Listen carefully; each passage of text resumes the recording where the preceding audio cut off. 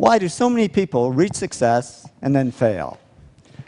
Well, one of the big reasons is we think success is a one-way street. So we do everything that leads up to success, but then we get there, we figure we made it, we sit back in our comfort zone, and we actually stop doing everything that made us successful. And it doesn't take long to go downhill. And I can tell you this happens because it happened to me. Reaching success, I worked hard, I pushed myself, but then I stopped because I figured, oh, you know, I've made it. I can just sit back and relax.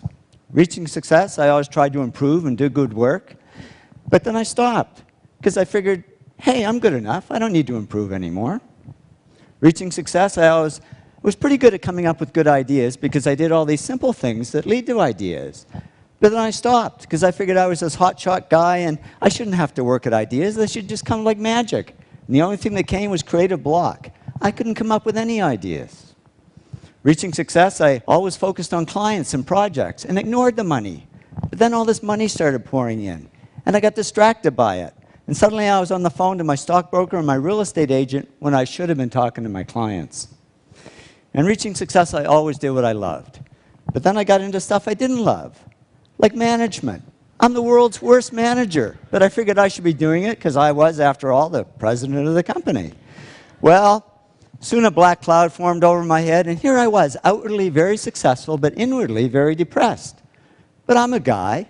I knew how to fix it. I bought a fast car. It didn't help. I was faster, but just as depressed. So I went to my doctor. I said, Doc, I can buy anything I want, but I'm not happy. I'm depressed. It's true what they say, and I didn't believe it until it happened to me, but money can't buy happiness.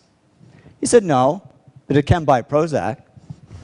And he put me on antidepressants. And yeah, the black cloud faded a little bit, but so did all the work, because I was just floating along. I couldn't care less if clients ever called. And clients didn't call, because they could see I was no longer serving them, I was only serving myself. So they took their money and their projects to others who would serve them better. Well, it didn't take long for business to drop like a rock. My partner and I, Tom, we had to let all our employees go. It was down to just the two of us, and we were about to go under. And that was great, because with no employees, there was nobody for me to manage. So I went back to doing the projects I loved. I had fun again, I worked harder, and to cut a long story short, did all the things that took me back up to success, but it wasn't a quick trip. It took 7 years. But in the end, business grew bigger than ever. And when I went back to following these 8 principles, the black cloud over my head disappeared altogether. And I woke up one day and I said, I don't need Prozac anymore. And I threw it away and haven't needed it since. I learned that success isn't a one-way street. It doesn't look like this. It really looks more like this. It's a continuous journey.